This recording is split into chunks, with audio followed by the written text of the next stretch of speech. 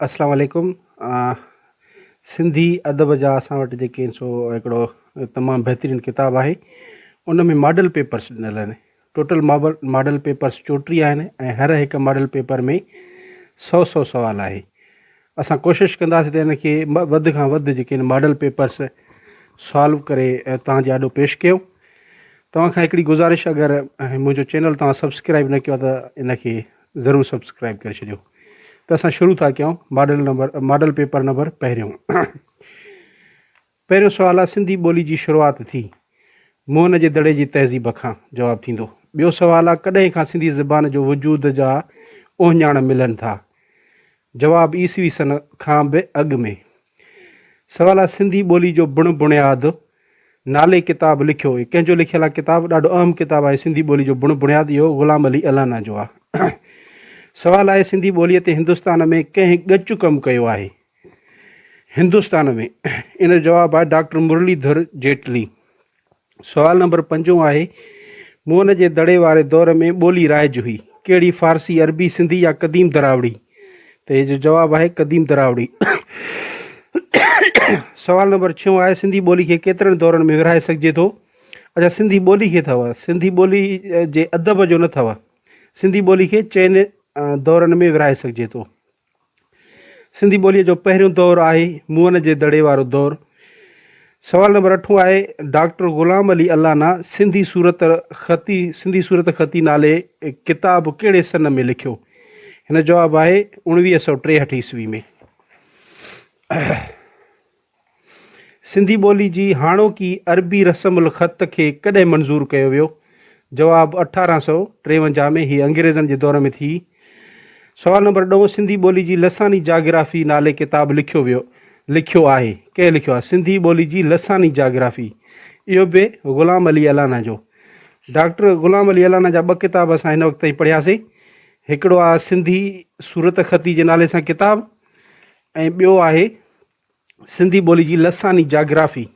ठीकु। सुवालु नंबर 11 आहे, शाह जे रिसाले जा वॾा ॼाणू कहिड़े इलाइक़े में थी गुज़रिया आहिनि? जवाबु कच्छ में।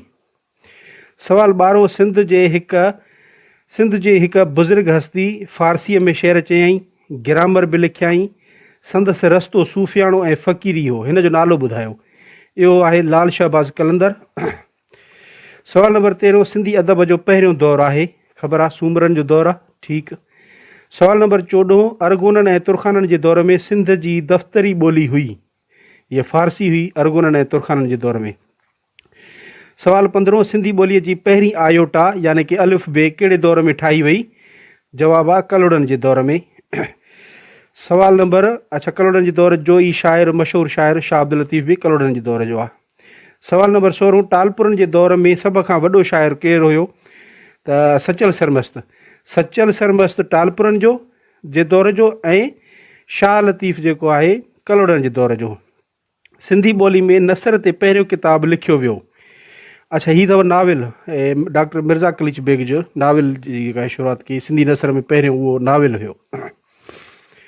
सुवालु नंबर 18 आहे, शाह जे रिसाले खे पहिरीं अंग्रेज़ी में तर्जुमो करे छपियईं कंहिं?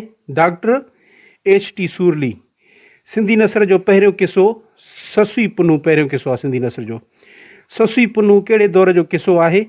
सूमरनि जे दौर जो। तक़रीबन जेके बि आहिनि इहे असांजा जेके लोक अदब वारा आहिनि किसा, इहे सूमरनि जे दौर जा।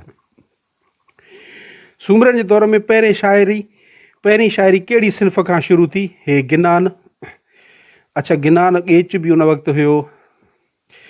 शेख हमाद कहिड़े दौर जो मशहूरु सिंधी शाइर आहे? शेख हमाद समन जे दौर जो।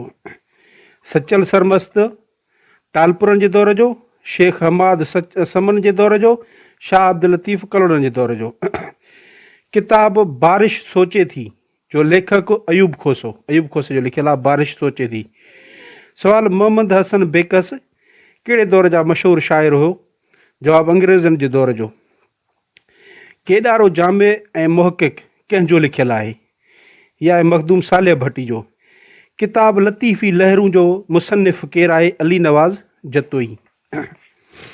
सुवालु, सिंधी में सिंधी में सभ खां पहिरीं सफ़रनामा लिखण जी शुरूआति इब्न बतूता जे हिंद ऐं सिंध जे सफ़रनामे जे तर्जुमे सां थी। इन किताब जो तर्जुमो कंहिं कयो? हीअ आहे हबीब शाह बुखारी। सवाल नंबर 28, क़दम कापड़ीन जा नाले सफ़रनामे जो लेखक जो नालो आहे? हीअ आहे फ़क़ीर इमदाद अली सराई। सवाल 29, टे मुसाफ़िर टे शहर नाले सफ़रनामो कंहिंजो लिखियलु आहे? हीअ आहे ख़ैरुनिसा जाफ़री जो लिखियलु आहे। सवाल नंबर 30, बहादुर गॾिया बहादुरे नाले किताब कंहिंजो सफ़रनामो आहे? हे GM सईद साहिब जो बहादुर गॾिया बहादुरे, GM सईद जो सफ़रनामो। सिंधी में आतम कहाणी जो आगाज़ कॾहिं खां थियो? हीअ थियो आहे 1944 ईस्वी खां आतम कहाणी। अच्छा, आतम कहाणी छाखे चइबो आहे? उहा कहाणी जंहिंमें लेखक पंहिंजी कहाणी पाण ॿुधाए, उनखे आतम कहाणी चइबो। पहिरियों कहिड़ो मुस्लमान सिंधी अदीब हो जंहिं सवानाहे उमिरी लिखी? इहा आहे मोहम्मद सिद्दीक़ मुसाफ़िर। सिंध में पहिरियों कॉलेज मखज़न जारी थी। पहिरीं कॉलेज मखज़न जारी थी 1916 में। हिंदुस्तान मां शाया थींदड़ टिमाही रिसाले सिपूं जे एडिटर जो नालो आहे ठाकुर चावला। जदीद सिंधी गीत जो पहिरियों शाइर आहे किशन चंद बेवस। जदीद सिंधी गीत जो इहो जेको आहे पहिरियों शाइर आहे किशन चंद बेवस। सवाल 36 आहे, धरतीअ जा गीत नाले किताब कहिड़े साल में शाया थियो? हीउ 1977 में। धरतीअ जा गीत। शाइरी इंसानी ज़मीर जो बैनुल अक़वामी आवाज़ आहे। अहिड़ो इज़हार कहिड़े नामियारे लेखक कयो आहे? हीउ ग़ुलाम मोहम्मद गिरामी। सवाल 38 आहे, सिंधी नज़म जो पहिरियों शाइर कंहिंखे चयो वञे थो? सिंधी नज़म जो किशन चंद बेवस खे सिंधी नज़म जो पहिरियों शाइर। सिंध में आज़ाद शाइरीअ जी पुठ भराई कंदड़ कहिड़े अदीब ऐं शाइर हिकु डिघो मज़मून लिखियो जंहिं सिंधी अदब में थरथलो विझी छॾियो? इहो मौलाना ग़ुलाम मोहम्मद गिरामी। सवाल नंबर 40 आहे, सिंध में सानेट कहिड़ी ॿोलीअ जी शाइरी मां आंदल आहे? सोनेट। अच्छा, इहे जेको आहे सोनेट जेका आहे अंग्रेज़नि मां, जेके शेक्सपियर जा सोनेट्स मशहूरु आहिनि। सिंधी में तराइल जो पहिरियों शाइर आहे? हीअ नारायण श्याम। सवाल नंबर 12, हाइको कहिड़ी ॿोलीअ जी शाइरी जी सिन्फ़ आहे? हीअ जापानी आहे ऐं हाइके में शायदि 3 लाइनूं हूंदो आहे, 3 लाइनुनि जो ई शेर हूंदो आहे, ट्रेड़ू हूंदो आहे हिकिड़े क़िस्म जो। हाइको जापानी सिन्फ़ आहे इहा। सवाल नंबर 43, शेख अयाज़ जी पहिरीं शाइरी मजमूए जो नालो छा हो? भंवर भुरी आकाश, इहो पहिरियों शाइरीअ जो मजमूओ। मोरनि ऊचा घाट नाले किताब कहिड़े शाइर जी शेरनि जो ॿिटको आहे? जवाब आहे तारिक आलम अबड़े जो मोरनि ऊचा घाट, तारिक आलम अबड़े जो। रहिजी वियल मंज़र मशहूरु नाविल आहे, उहो बि तारिक आलम अबड़े जो आहे, रहिजी वियल मंज़र। सवाल 45, डॉक्टर नबी बख्श बलोच ऐं सिराजुल हक़ मेमण कहिड़े साॻे नाले सां सिंधी अदबी तारीख़ूं लिखियूं आहिनि? सिंधी ॿोलीअ जी तारीख़। अच्छा, ही किताब आहिनि, ठीकु आहे। किताब हुनजो बि नालो इहो आहे, हुनजो बि नालो इहो आहे, डॉक्टर नबी बख्श ऐं सिराजुल हक़ मेमण जे किताबनि जा नाला। हिंदुस्तान में सिंधी शहर जी तारीख़ जो लेखक आहे? हिंदुस्तान में सिंधी शहर जी तारीख़, अच्छा, हिन जो आहे डॉक्टर दयाल आशा। सिंधी लोक अदब खे सहेड़ण जी तफ़सीली तजवीज़ कहिड़े सन में सिंधी अदबी बोर्ड आॾो आंदी वई? जवाब आहे 1955 ईस्वी में। सवाल आहे, सिंधी लोक शाइरीअ जो पहिरियों सुघड़ शाइर मखदूम अहमद भट्टी।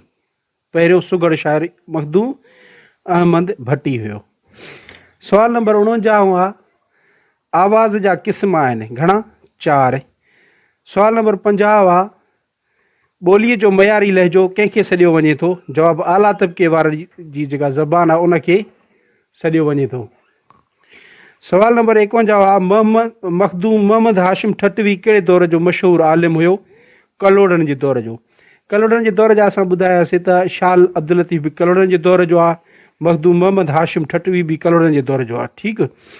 सवाल नंबर 52, शेख अयाज़ जो लिखियलु शाह जे रिसाले सां उर्दू मंज़ूम तर्जुमो पहिरें कहिड़े सन में शाया थियो पहिरियां?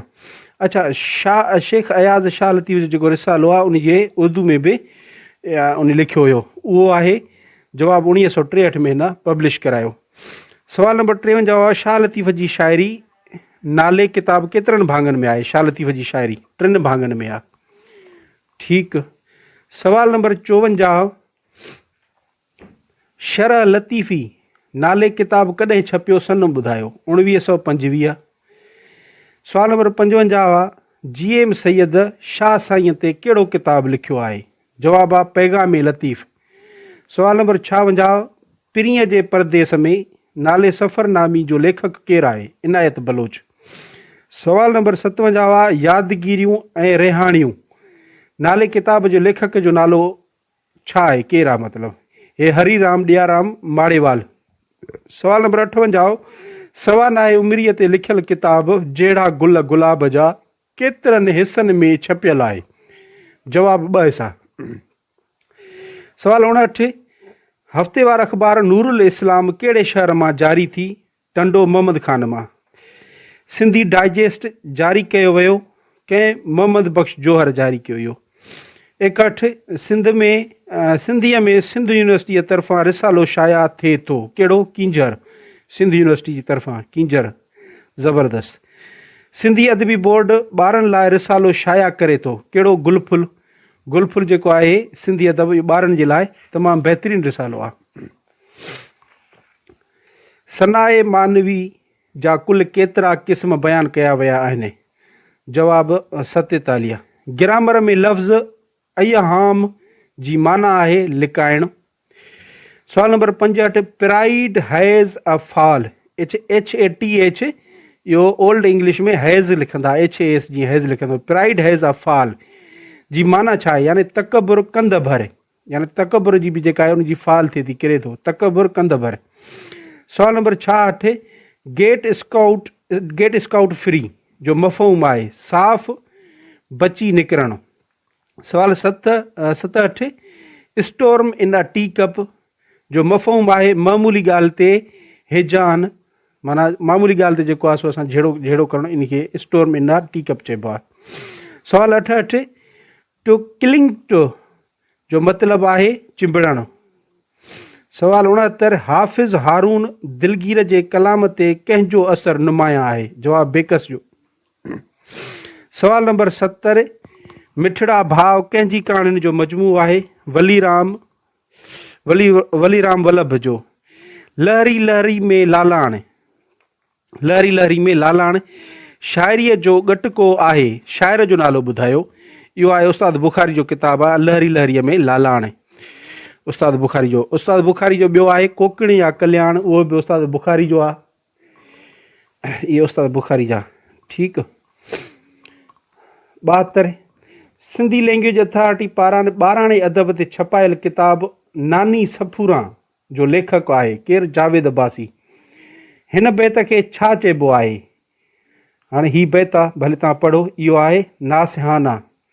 सवाल नंबर 74 आहे ही बैत शाह जे रिसाले जे कहिड़े सुर में आहे? ही बैत आहे, ही सुर कामोड में आहे।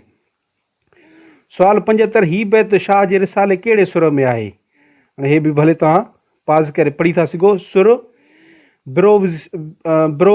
ब्रोवो सिंधी। सवाल नंबर 76, उहो नज़म जंहिंमें रसूल करीम सल्लल्लाहु अलैहि वसल्लम जन जा औसाफ़ बयानु कयल हुजनि उनखे चइबो आहे नात। ख़बर आहे। सवाल 77, ही थल कहिड़े शाइर जी काफ़ीअ जो आहे? खयाऊं खिली नेण गहरा गुलाबी भरे बाज नरगिस अजीब नीम ख्वाबी। ही मिस्री शाह जो आहे। ठीकु। सवाल नंबर 78, हिन गज़ल जो शाइर आहे, इहो गज़ल आहे ऐं ही मखदूम तालिबुल मौला जे गज़ल जूं 2 लाइनूं आहिनि। ऐं सवाल नंबर 79 आहे ही गीत कहिड़े शाइर जो आहे? इहो नियाज़ हुमायूं। गीत इहो आहे तुंहिंजी दुनिया सभु रंग सांवल मूं वटि रूप न को ॿहरोप अला। 80 नंबर सुवाल, ही बैत कंहिंजो मिसाल आहे? हाणे इहो कहिड़े जो आहे? तजनीस हरफ़ी जो। तजनीस हरफ़ी, वरी तजनीस हरफ़ी छा, जॾहिं ग्रामर जो असां पढ़ियोसीं त उन में ई अची वेंदा इहा।